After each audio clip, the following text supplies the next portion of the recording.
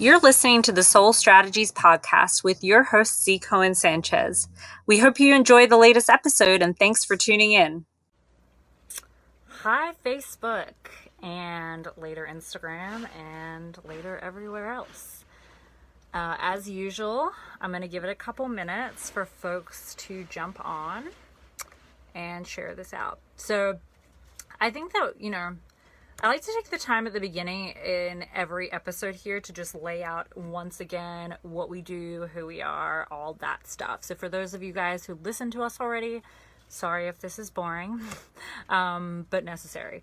So, my name's Z. I'm the director here at SoleStrategies. We have an awesome team here at SoleStrategies, and we are expanding every single day. It's really amazing.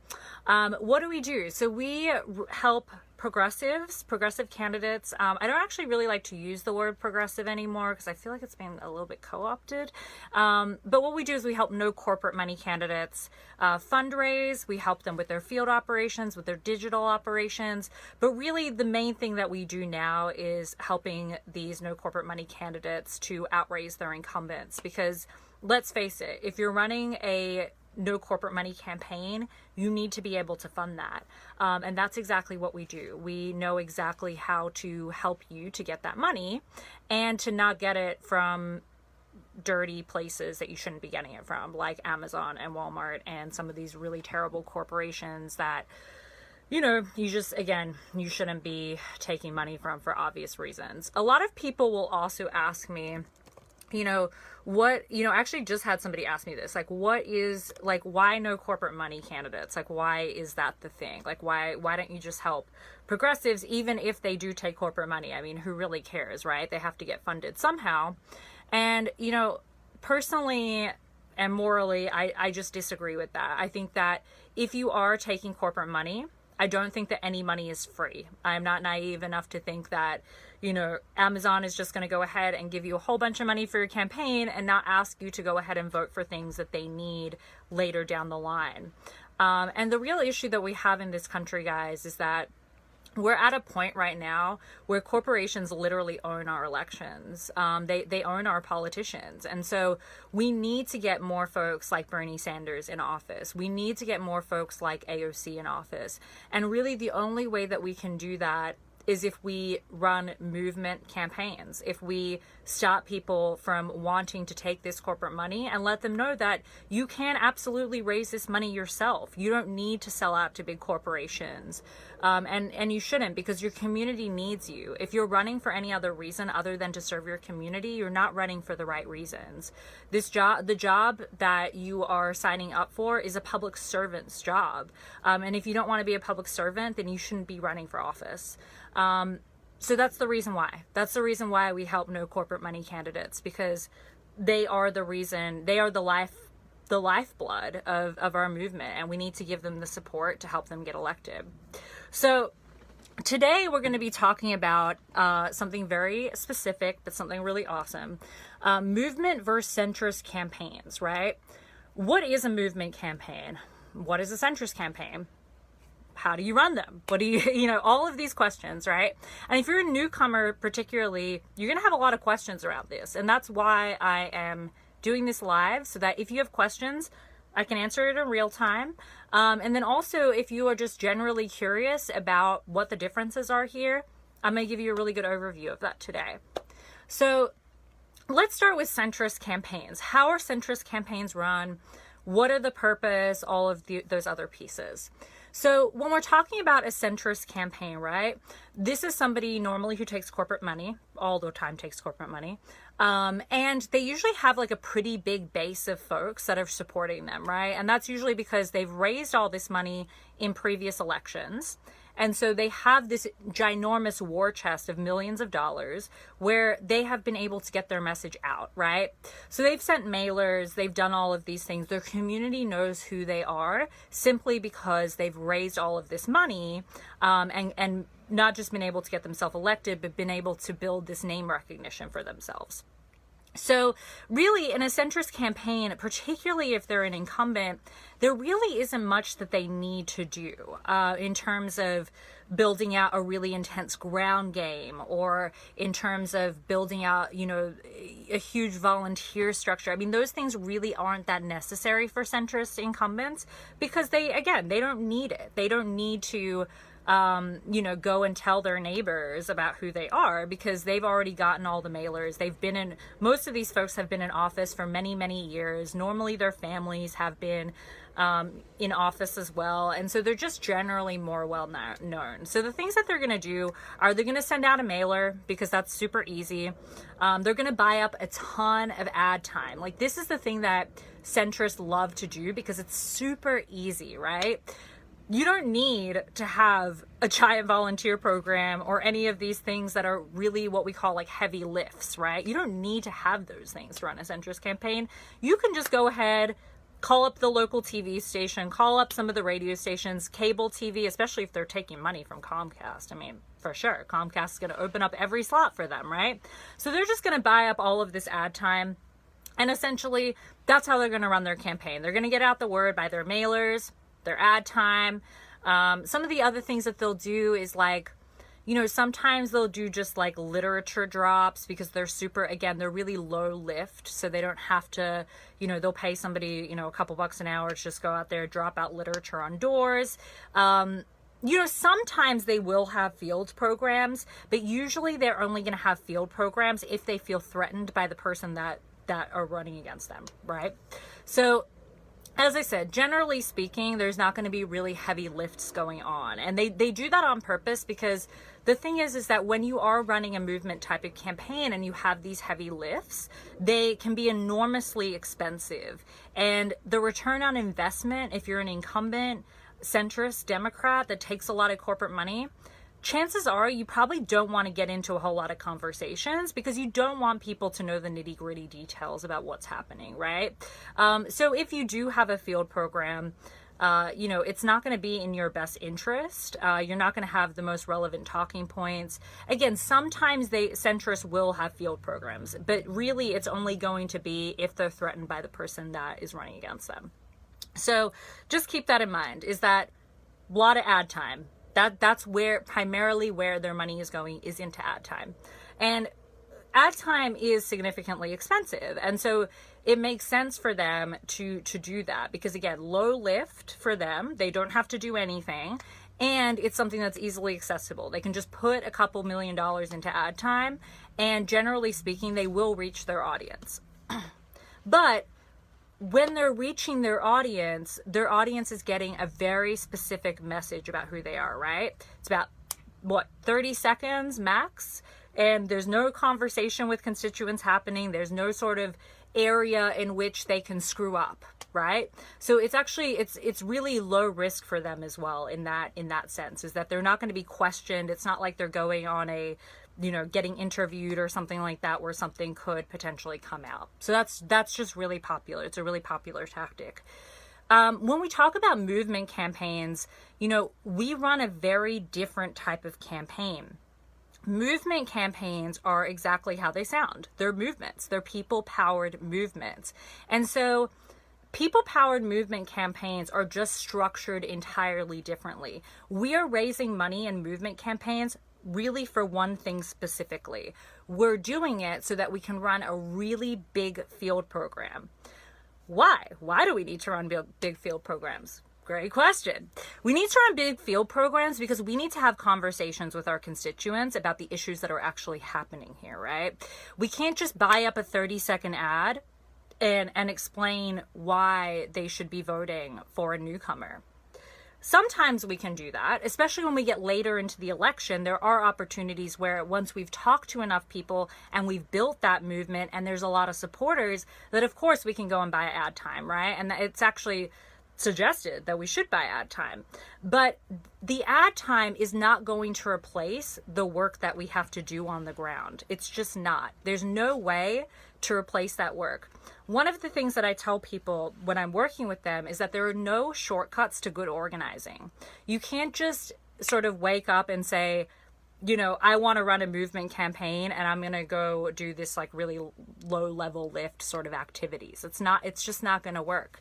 And I wish that it did. I wish that it wasn't such a heavy lift. But the reality is that we have to get our boots on the ground. The reason why we're called SoleStrategies is because we believe that you have to wear your souls thin to be able to run a campaign like we run it, to be able to run a movement campaign. And so that's exactly what we're doing, is that we're fundraising to have these massive field programs so that we can get out and we can talk to every constituent about why is it so important that we get corporate money out of politics? Why is it so important that we get a newcomer in that isn't beholden to special interests? If we don't have those conversations, we're not going to be able to build the movement that we want and get the support that we want. And so I know that there are a lot of people out there that, you know, they want to be, you know, the next AOC. They want to be the next Bernie Sanders, Ilhan Omar, folks like this. But really, if you look at what these folks did, is that they did not take shortcuts. Bernie Sanders didn't wake up one day and say, I'm going to run for president of the United States. Bernie Sanders started his campaigning in a public housing development, in the laundry room of public housing developments, talking to people about why we need to get corporate money out of politics. He sat in laundry rooms, guys, waiting for people to come in and do their laundry so that he could have a conversation with them about why this is critical. And what happened was word spread, right? So those folks knew people that started to talk about who this, you know, random crazy socialist from Vermont was, right? And the fact, you know, I think at that time that Bernie was running for mayor of Burlington. And so, you know, he was able to, as I said, to get out the word by starting his organizing in public housing laundry facilities and working his way out into the community that way. And that's exactly what we believe that you need to do as well. So when people say things like, oh, I don't want to get on the phone and ask people for money because of COVID or because people can't afford it. You know, the people that we're asking for money aren't large corporations. These are regular, everyday people that want to hear from you, that want to be represented. Nobody wants to have poor representation. They're waiting for people like you to step up and represent them. And so I always sort of get weird when people say, you know, I don't like to get on the phone and ask people for money.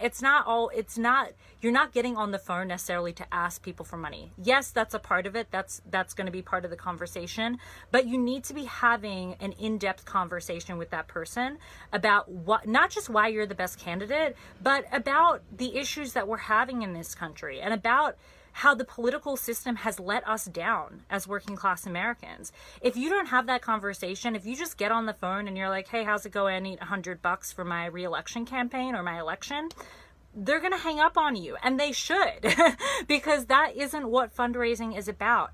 Fundraising for us is very different. It's about connecting with the community. It's about figuring out what those issues are and speaking to those issues and really believing it, not just saying it because you want to get elected, right? Saying it because you really truly believe that we need to change this country and that you think that you're the right person to be held accountable and to do that work, right?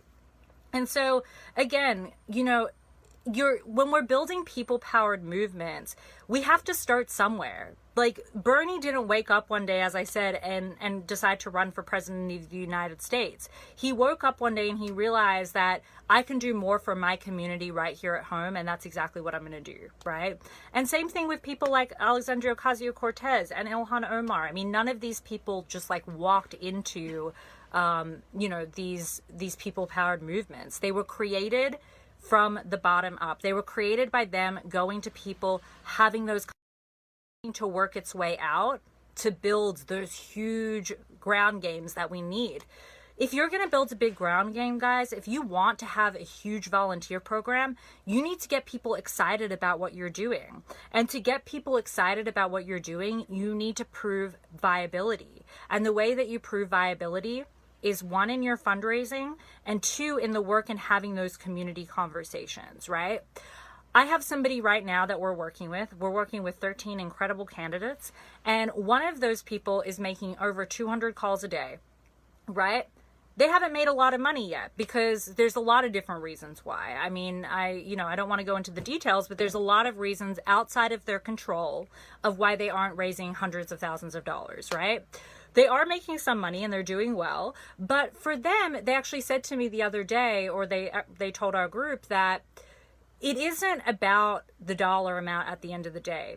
when he's done making those calls at the end of the day, he feels really good because he knows that he's connected with people in his community that are going to change the whole trajectory of the next, not just his race in the next 2 years, but the trajectory of the country. He's talking with people that he is getting inspired to organize. And that's exactly what building people power movements. Sorry, everybody, we had some tech difficulties there, but I just wanted to finish this up. Thankfully, it happened at the end of the video, so not a big deal. Just wanted to say, this is what people-powered movements is all about, right? Is that, he is picking up the phone and making those calls, knowing that even if he doesn't get the donation, he is building power. And that's exactly what we need to be doing, is we need to be building power. So if you are in a situation right now, where you're thinking about running for office, where you think that you are the right person in your community to do this work, then you need to be starting to build out your people-powered movement now. As I said, this isn't like a centrist campaign. It isn't one of those things that you can just, raise a couple $1 million, put all your money into ads, and then that's it, you're off the hook. No, it's a lot deeper than that. It's a lot more intense than that. And we need to actually get out there and do that work. So if you think that you're the right fit for this, we know how to build these people power movements, and we will help you absolutely get there. You need to fundraise first. And that was another point I wanted to make before my sound got choppy there, is that people-powered movements are a lot more expensive campaigns to run than centrist campaigns, believe it or not.